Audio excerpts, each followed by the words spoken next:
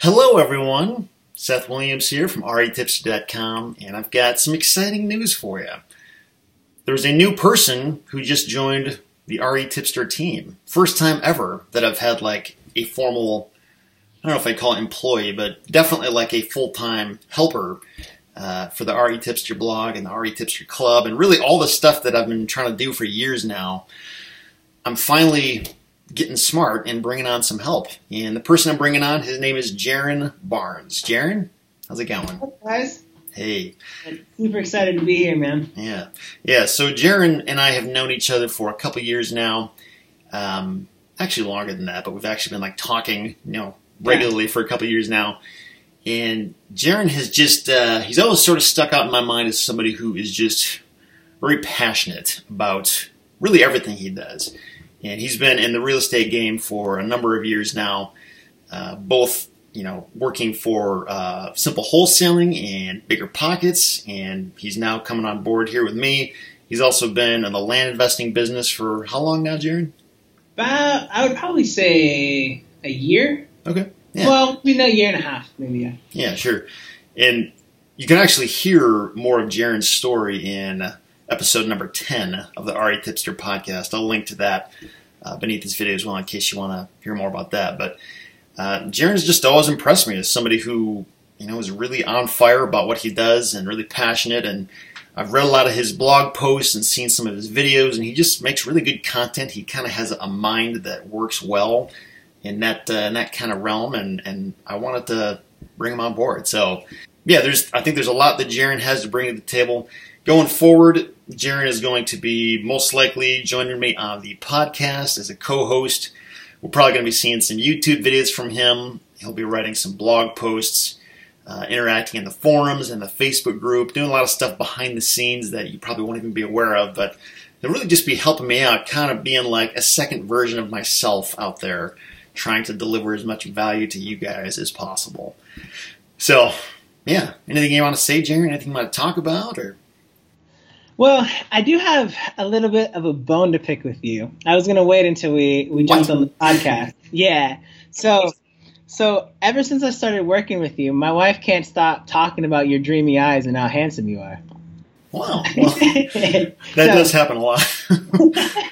I'm just kidding.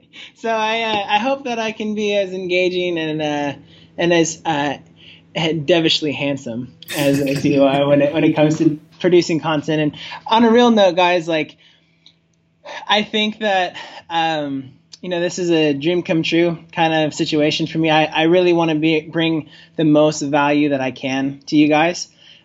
So please, by all means, I'm an open book. If you guys have any feedback for me, my email is going to be jaren@retipster.com. And if there's anything that you guys want to see or anything that you think we could do better or different, by all means, we love ideas. So let us know. Yeah. And really, just in the couple of weeks that Jaren and I have been working together in this capacity so far, I don't know, it's already been very, very beneficial just for me. For so long, it's just sort of been me, like thinking up ideas on my own and trying to understand what people want to learn about and see and read about and that kind of thing. And Jaren and I have been just spending some time, bouncing ideas back and forth about what the future of REtipster.com is going to look like, what direction things are going to go. And, we're obviously both, pretty passionate about the land investing, land flipping business. We've both had success in that. For a lot of reasons, that business makes a ton of sense. So we're going to continue talking a lot about that.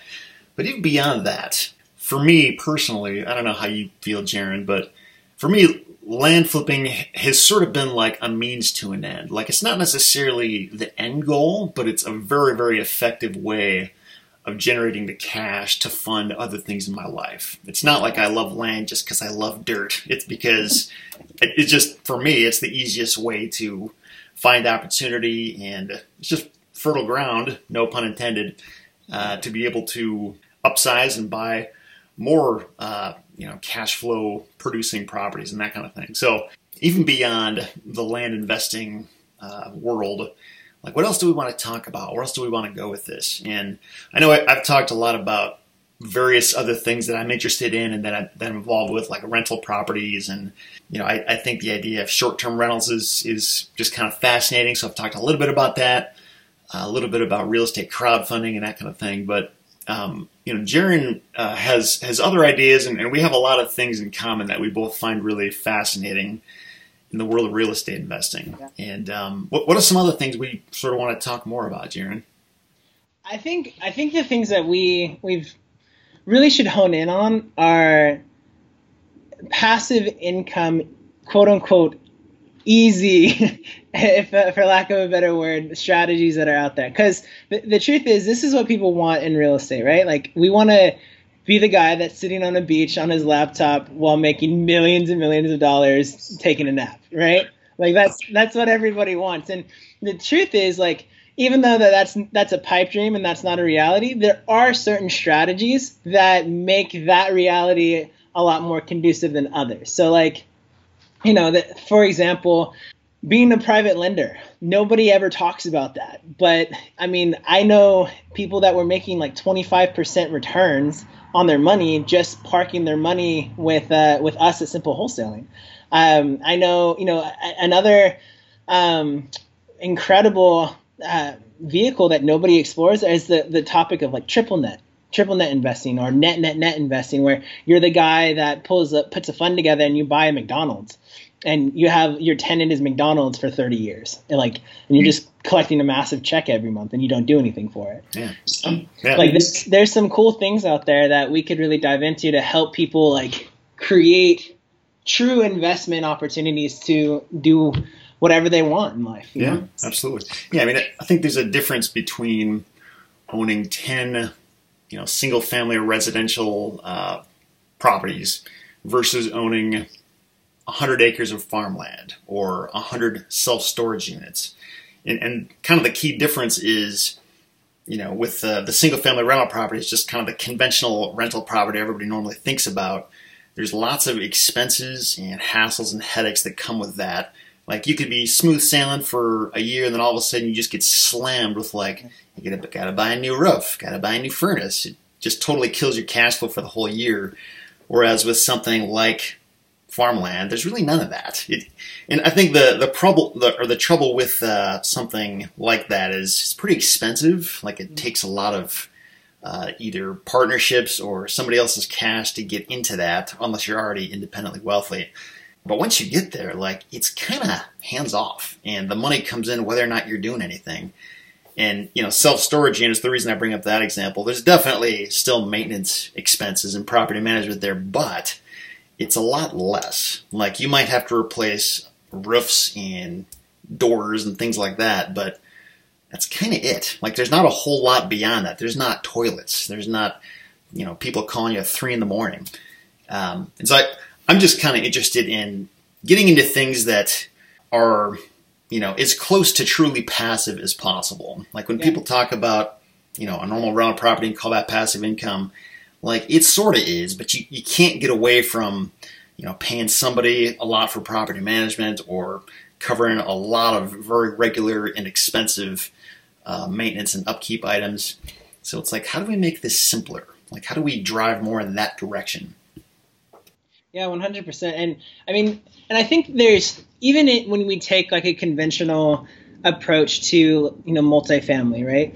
There's a right way and a wrong way to do it, right? And there are ways, like, where you could, learning how to find a property management company that actually is legit and actually cares. It's like a diamond. I mean, it's like finding the needle in the haystack, right? But what if there are ways where we could figure out how to help our audience develop their own in-house property manager that they vet themselves and that is a part of their team and is somehow incentivized, even, within their own rental property's performance? There's ways where we can help even take more conventional strategies and make them more passive. Like, the land business can be super on autopilot, or it can be extremely, extremely active and aggressive and, makes you want to pull your hair out. I don't have any hair to pull out. That's why. You've already done it all.